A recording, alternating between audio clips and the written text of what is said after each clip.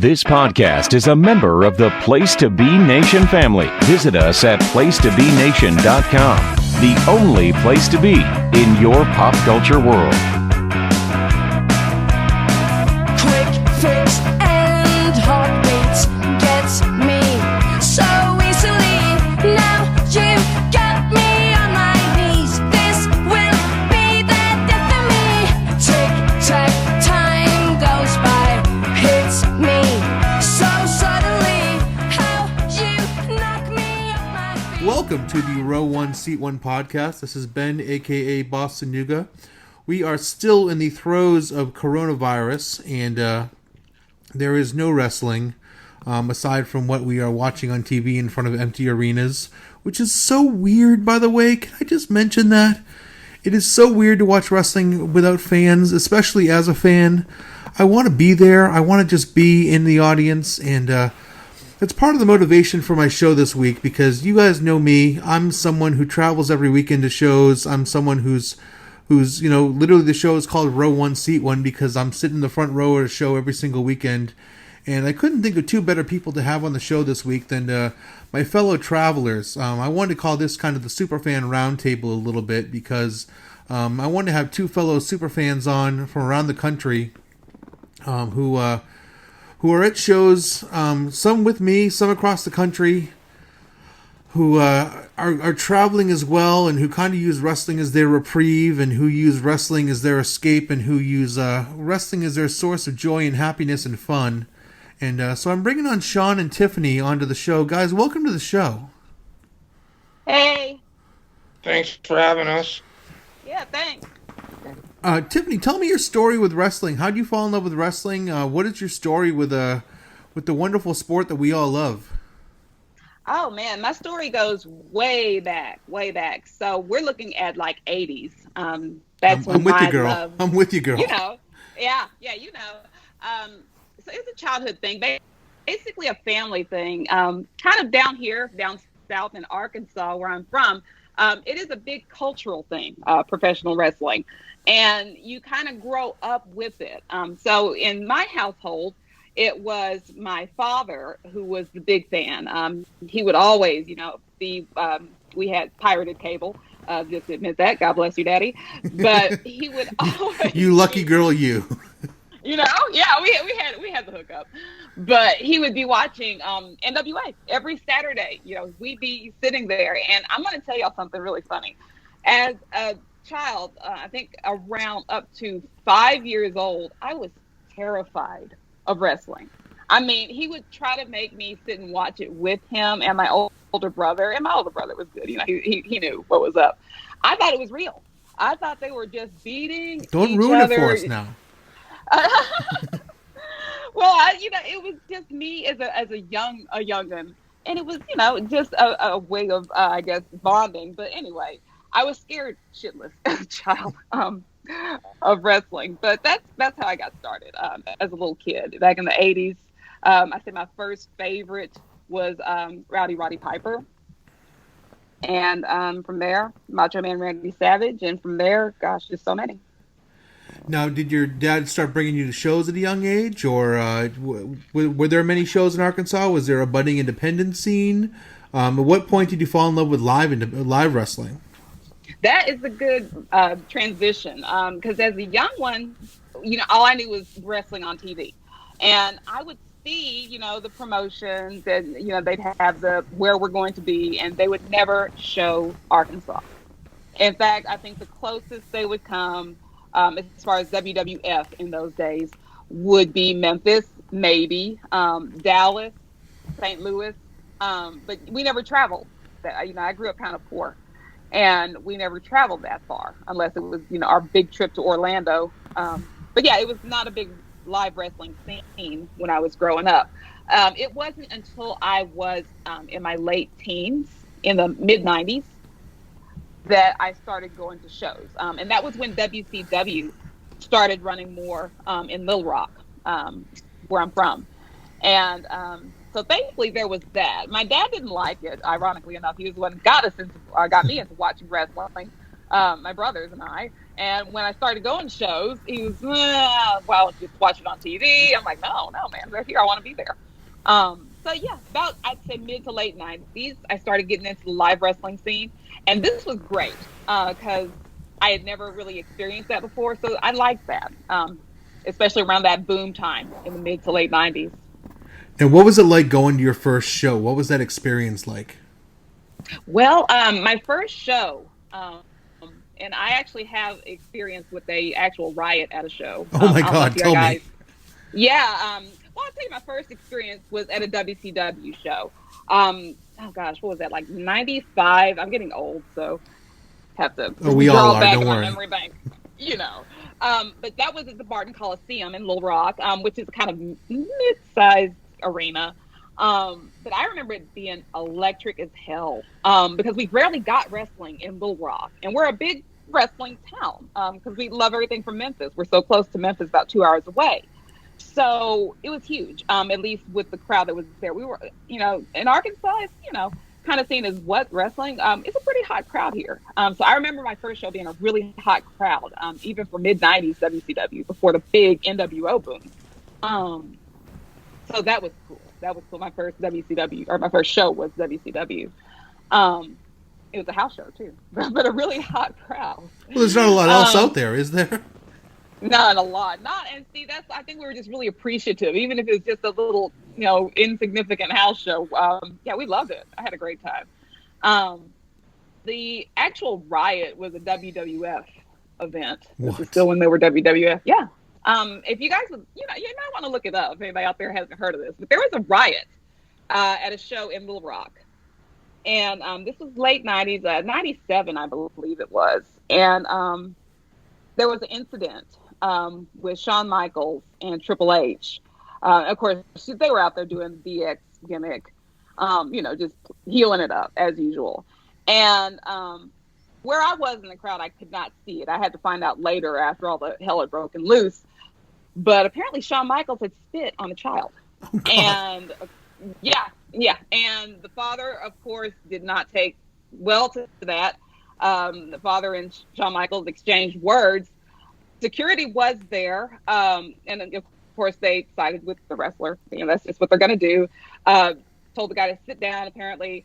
Fans around did not appreciate that. I guess, Arkansas people just stick up for each other. I don't know.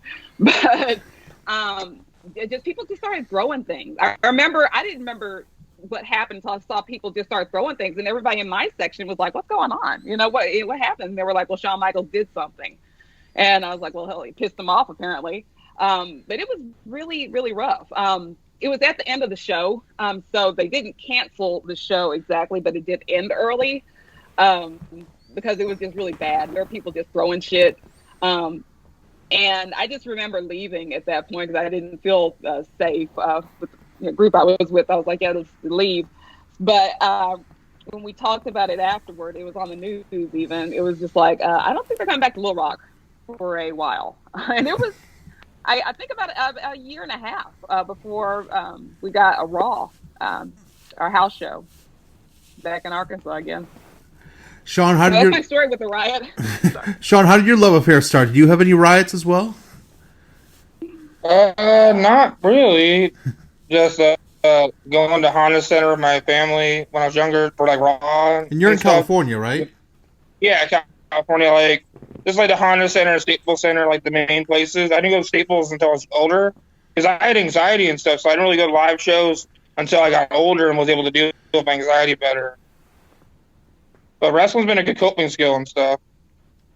Now, how did you fall in love with wrestling? Was wrestling always kind of there for you? Was that always sort of your thing, or was it something you kind of grew onto later in life? Yeah, I just found it on TV, like The Undertaker, and just loved it, like the TLC matches. Yeah, I kept watching it off and on as a kid, and I started going to shows, and I found the indies, and I went to PTB, and it's been going ever since. Now, you guys have kind of...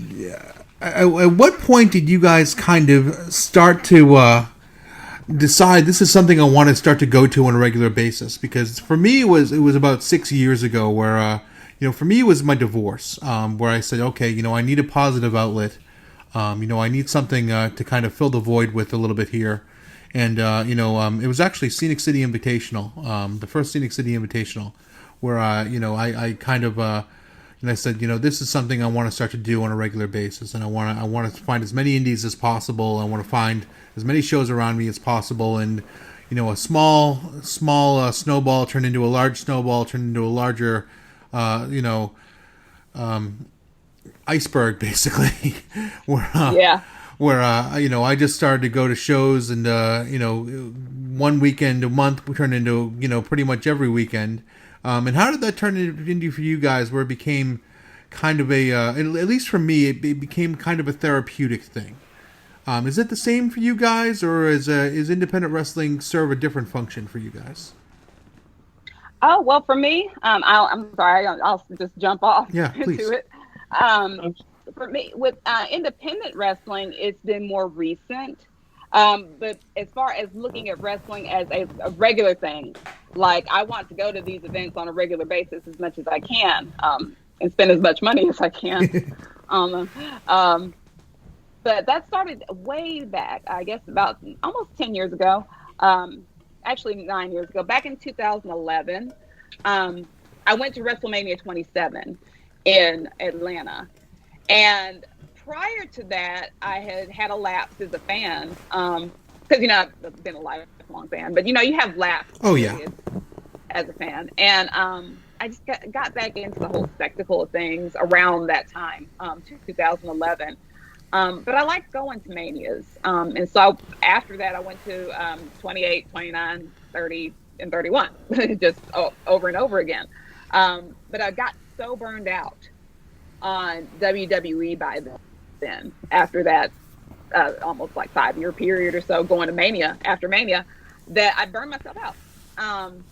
And so around 2015, after I'd been to California, I believe it was 31, I was just like, I need a break. I'm taking a break. Ended up being almost a 4-year break. I started watching independent wrestling last summer, and got that feel again, like I want to experience this. And then at the end of last year, toward the end of last year, that's when I started going to shows, starting with GCW, going to Southern Underground Pro, and now I try to get to every at least Southern independent promotion that I can. New South, there's a few more that I want to go to. I'm definitely going to go to SCI later this summer, hopefully when everything gets back to normal again. I'm the host with the most. I'll be welcoming you. Yes, hell yes. But that's when, so I've had periods in and out of just being a lapsed fan. But but most recently, just last year, I got bit by the bug again and just wanted to get into wrestling, but this time independent. And Shawn, what's been your independent journey? My mom passed when I was 18. So, and I had anxiety, so I didn't know what to do with my life. So I started going to shows, when I was 20, 22, 21, 22, and started filming stuff. And I started filming interviews with wrestlers at PTB. And it just grew. I loved doing that. So I just kept doing that for years. It kept going. And then I somehow ended up doing commentary for one place, then talked to Brett, the GCW, then did LA Lucha for a bit. So now just snowballing. It's been 8 years now. And I've had so many great memories. And I just love wrestling. And my dad supported me, so it helps my anxiety. It's the one thing I had known I've been destined to do. And I don't know. I just love it. And I met Tiffany and everybody from in my second family. It was hard growing up, just my anxiety and just trying to. And now I finally feel like I have my anxiety and depression under control. And wrestling has really helped me. And now, with it not here, it's kind of weird. And I don't know what I'm going to do. Shawn, you bring up a good point, because it's been a really good, I have depression and anxiety. Tiffany, I don't know if you do, but it's been, and bringing up that second family aspect, I have, dozens, if not hundreds of friends through this little world that we've created over the last few years, and, I could call up people from all around the country now and just say, hey, I'm going to come to your house, and, we're going to go to a show, and we're going to hang out, we're going to have a beer, and we're going to, and it's become this wonderful little family of people, and that's the one thing I love about this little independent wrestling world. And it's kind of gone on pause now, and that's what I'm missing the most. I think is the network, and it's obviously, you know, we're all still able to talk through Twitter and stuff like that, but to be able to see these people live, I think, is what I'm really missing the most. Is to see you guys and to see, you know, my friends and stuff like that. Is what I'm missing the most. Would you guys agree with something like that? Is the actual physical nature of just kind of being around your little family? No, I totally agree. I feel you. It's been so long that I've experienced such a hard just bout with depression and anxiety. I mean, I still, everybody still has their moments of depression and anxiety. But I think back in 2011, when I first started again, I had gone through a period where it was just, it was rough. I was very depressed, just very down. I didn't like what I was doing in my work. And I needed that outlet. So I turned back to wrestling. And now, because when I was, focused on WWE, you don't find that much of a family energy that you do on the indies. And what I've discovered in the past year, being just strictly on the indie scene, there is a strong sense of bonding and belonging, and you mentioned it, Ben, but yeah, I miss that terribly because it's a physical thing, seeing people at shows, just, smiling, talking, just catching up with people. And just knowing, that you're all there for the same reason, that, you just love wrestling so much. I miss that. And I want to get back to, that normal as soon as we can. But right now it is tough. And it does lead you kind of into a dark place. So it's rough having to, stay positive in such a time like this. Yeah, it's just seeing the same faces. It's seeing the people who become, literally, I call them my family, and I lay down in traffic for all these people, and it's people who I'm closer to them than my own brother, it's just, and it's, people who I just, would do anything for. And, to know that, it's already been a couple weeks and I'm probably going to go a good amount of time without seeing these people. That's the part that I'm hurting the most and dreading the most. Shawn, are you feeling the same way? Yeah, it's how me and my sister bonded. That's who took me to my first show, because I don't drive because of my anxiety and like anger issues. So she helps me, and she loves wrestling too. So we bonded, became really good best friends because we didn't get along growing up, like siblings fight. So yeah, my sister and see my friends at bar, and yeah, it was nice to get out of the house. And now I'm just stuck in the house. So it sucks, but I'm just looking forward to it getting back to normal. You gotta stay positive, I guess. Now, one thing I think that's, wrestling has kind of helped in this respect. God bless independentwrestling.tv, God bless High Spots, God bless stuff like that, because, and God bless Twitter, in some regard, because we can at least kind of still stay in contact with each other and we can still kind of bond along wrestling. Yeah. I think that I don't know what I'd do without at least being able to stay in some contact with you guys, because, at least I can kind of still stay in touch. I think that, that social media has definitely helped us realize that we're all kind of at least in the same boat, and at least there still is wrestling. It's old wrestling. I know there's some empty arena shows that have gone on and stuff like that, but at least IWTV has put on some older shows, and they're keeping a roster going of older shows and stuff like that, and we've done watch-alongs and things along those lines. But I think that social media has been a helper during this time and will be a helper during this time. Kind of all keep us sane. Do you guys agree? I totally agree with that. That's what's keeping me, hanging on to normal, is to go and watch the stream, on IWTV, or look at something on High Spots from a long time ago, and just to hang on to that. Because that's what I would usually be doing instead of, panicking. Yeah. But I totally agree. That's what's keeping, I think, my mind in a good place. Since we can't be all together enjoying it, at least we can enjoy it in online. We can live tweet things. We can keep up with each other. Yeah, I don't know what I'd do exactly without that connection online. And Shawn, I mean, has social media been helping you with your anxiety and stuff too? At least kind of staying in touch with people? Yeah, I live tweet with Tiffany and everybody else on IWTV. It's fun, and it's a way to escape for a couple hours and not think about anything. And it's always good to have people to talk to, and social media. It's fun, and it's a way to pass the time, I guess. It's better than watching the news, because the news is shitty and scary right now. Yes, exactly. One thing you guys have been doing as well, and I mean, obviously I'm doing with the podcast as well, you guys are really good at creating content. When you guys go to shows and, Shawn, you have your vlog, and Tiffany, you have your articles. You guys, one thing you guys seem to be doing as your creative outlet is you guys create content. Has that been on pause, or do you guys still see yourself creating kind of different kind of content? How does creating content help you guys? And talk about the content you guys have created and how that helps you guys. Okay, well, during this whole slowdown, it's nice to have archives like we have access to, like IWTV, bringing them up again and shouting them out. They've got extensive catalogs of promotions to just go through and watch and to write reviews on.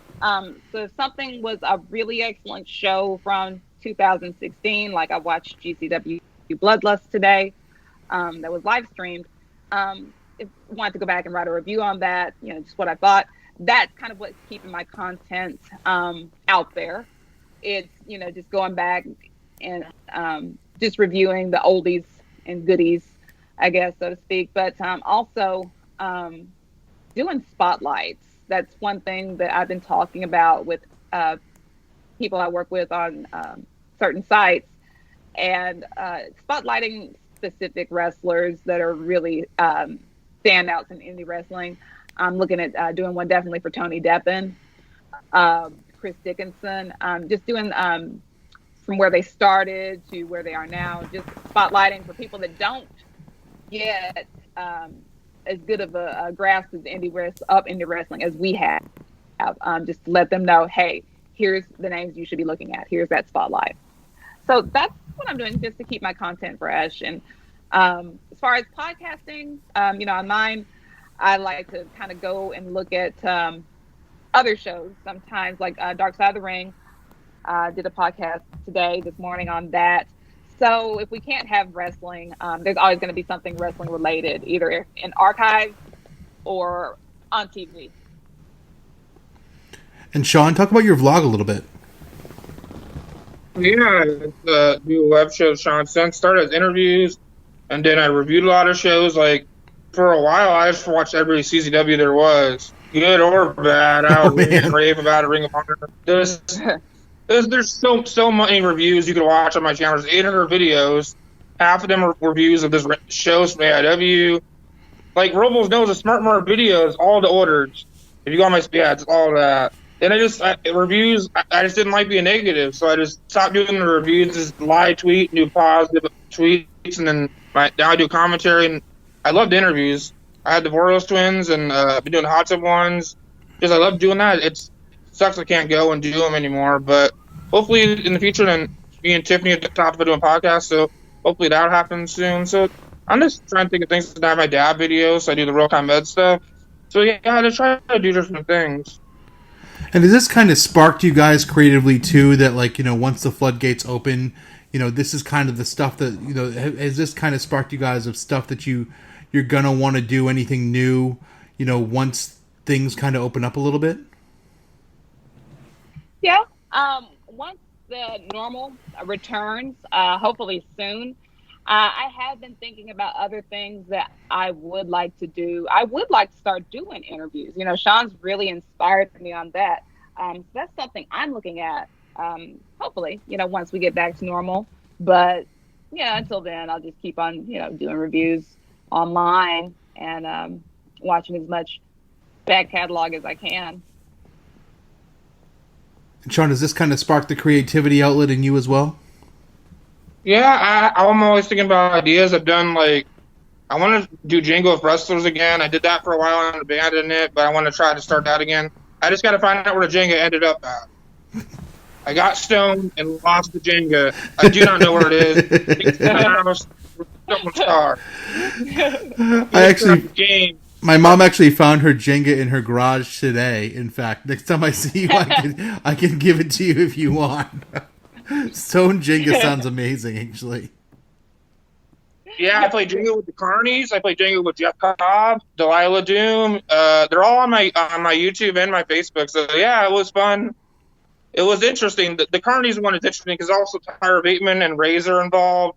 It gets very interesting. Like my interviews are unedited, so there's run-ins from Shotzi, people over the years. It's all chaos. It's interesting, good and bad over the years. Now, has this kind of made you, Shawn, this that's a good point, kind of made you reminisce a little bit about, because things go by so fast. Has this kind of made you reminisce about some of the highlights that you've had kind of in your independent travels and, some of the really good times that you guys have had? And what are some of the things that you really look back now and treasure and say, that was a really cool moment? Yeah, some of my life seems made up sometimes. Like the bathtub interview with Matt Riddle, seems so like yesterday, but it was so long ago. And now Matt Riddle's on NXT, and I shared a bathtub and a hot tub with that man. He's on USA, and yeah, I've been in the bathtub with him. We couldn't really fit together, but it made it work. The Hojo Casita, it's special place, and shout out to Jeremy who made that happen. But yeah, and then interviewing the Hardys outside of TJF when Jeff Hardy is I think inebriated. I don't know. I don't think he'll pass the fertilizer. Strong possibility. So just and think about Austin and different things. Just everywhere I went, and I've been to TJ and interviewed Conan, and I posted my Twitter to throwback interviews, and I have it pinned to my Twitter. Just like the tweet, I'll put new ones up. And I talked to Ben about putting stuff in wrestlers on TV because like 800 videos, stuff with Gargano, Adam Cole, Gulak, like anybody who's gone through Reseda. I tried to interview them, and they said yes or they said no. I just did it, and I just learned as I went. And I might have embarrassed myself over the years, but I've learned like it is the school of hard knocks. And people can sort of, finally, now that we've kind of hit the pause button a little bit, can sort of go back and, look at some of that stuff and say, that was a really cool interview. And that was, something that we can sort of go back and treasure a little bit now because, the one thing with the 24-hour news cycle going so fast is that, we were so quick to throw things away. We were so quick to just, take a glance at something and not really treasure it and just kind of, glance at it and, not really soak it in. But now, at least we can kind of take time now and soak things in that we have time on our hands. Absolutely. I totally agree. Yeah, true. Now, one thing that we, and Shawn, I don't know if you were going to Mania, right, Shawn? No, I'm like next year's in LA, so I was planning for LA to try to work on my commentary skills all year and try to do gigs next year. It's a lot of money and stuff. Just trying to get booked out there, sorry. But next year in LA, definitely. But Tiffany, I know you were going to Mania, right? Absolutely, I was. Yeah. And it was rough. Whenever it came down to the wire and we learned what we learned and it was canceled because I didn't have any plans to go to any WWE related event.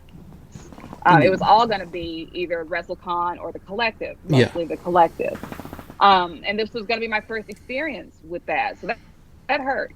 It really did. As hyped as I got for it over the past few months, I've been planning for this since, last October. So, yeah, it was rough, but I totally get it. We have to stay safe more than anything else. I'm just really at this point ready to find out when things get back to normal and when it's going to be rescheduled, because I damn sure want it to be rescheduled. Yeah, I'm in the same boat. Like, I've mentioned I had 15 tickets to the Yeah. collective and/or other things, and that was my yeah. one vacation. That was my one trip of the year. That was my one time that I was going to really let my hair down and let loose and try to kill myself, basically, and just Yeah. and hang out with you and hang out with my friends, and kind of was going to be a big family reunion, basically, and. The last time we saw each other, just a couple of weeks ago, it just really seemed like, we were all just getting ready to go. I mean, it just kind of seemed certain, at least at that point. I mean, it was not that bad. That just reminds me of how quickly things spiraled. We were kids on Christmas Eve. A couple of days.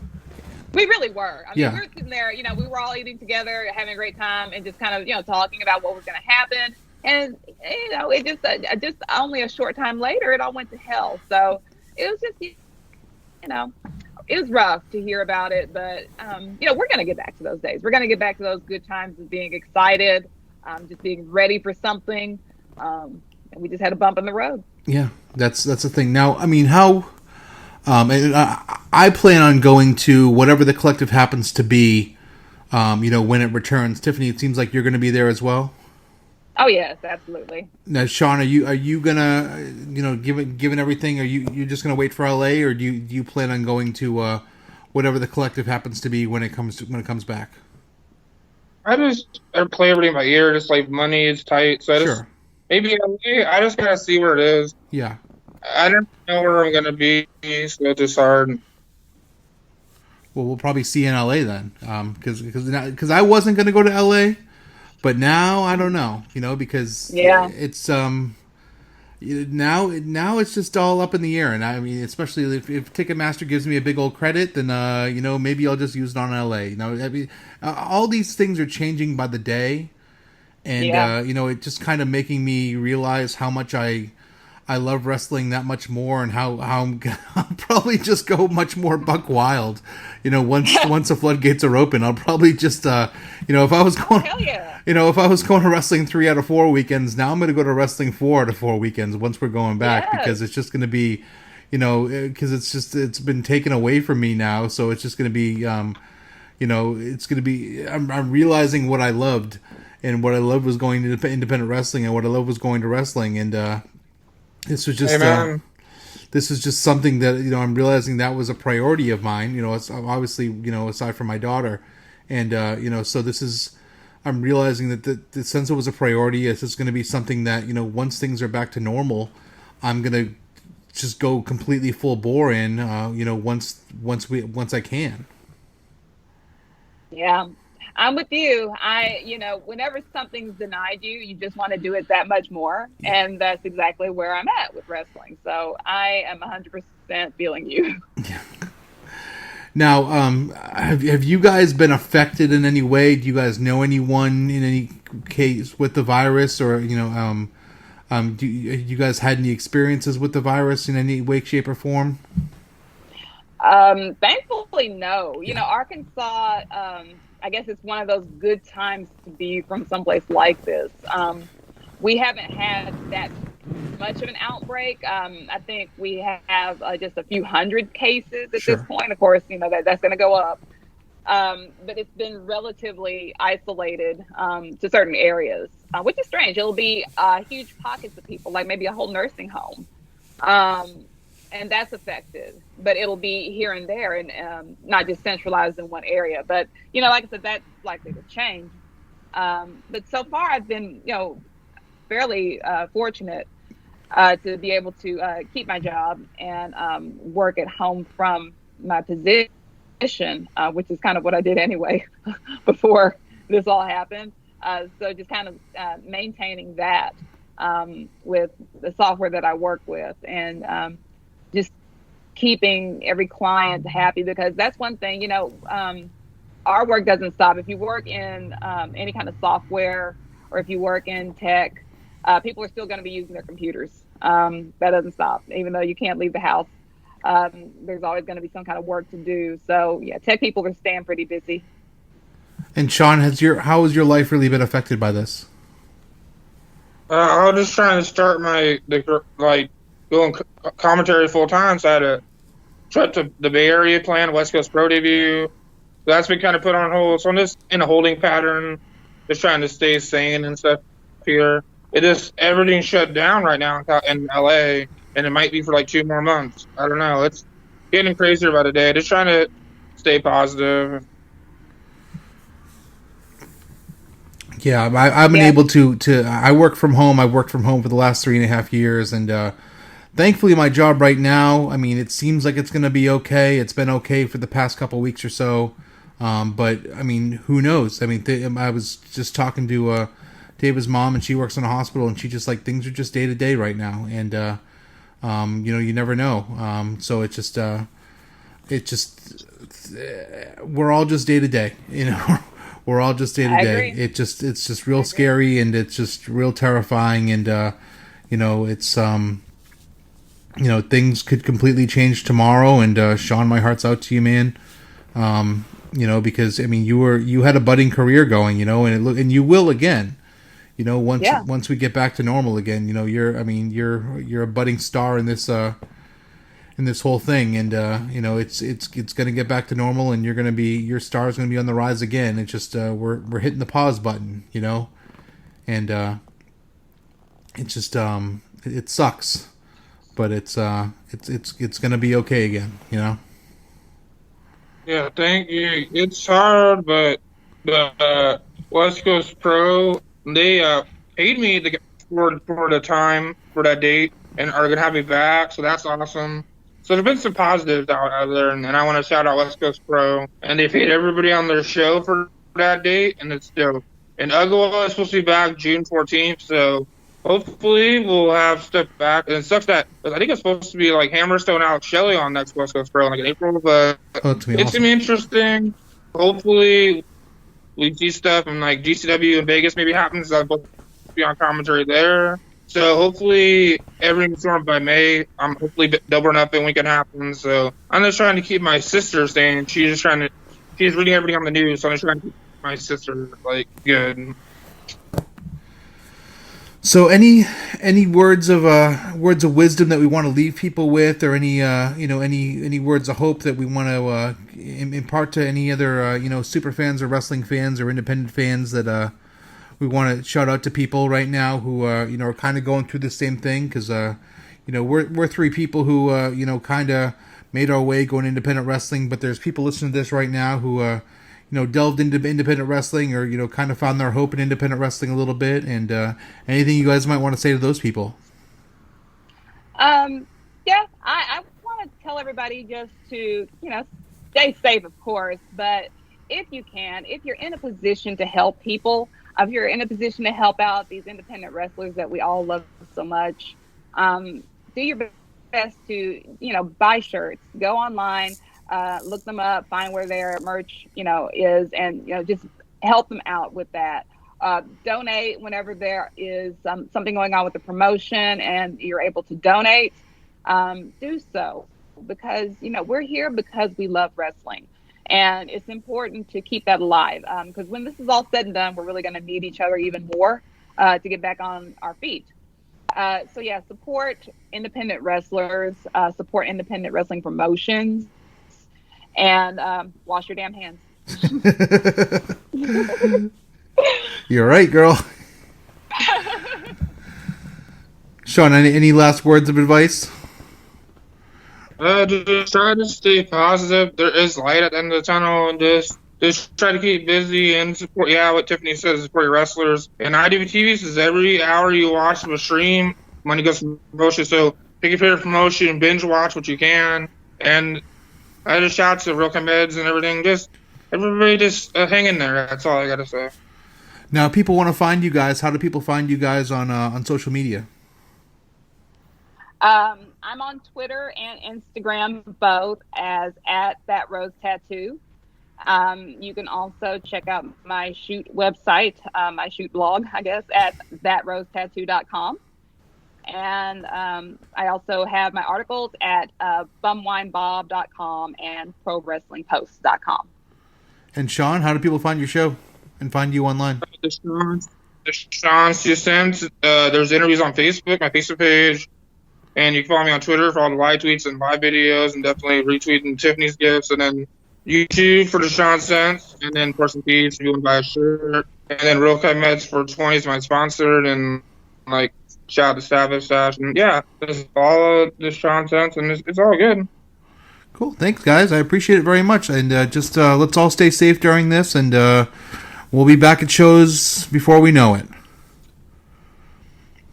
Thanks, guys, so much. I appreciate it. No problem, Dan. I appreciate you. I appreciate it. Thank you.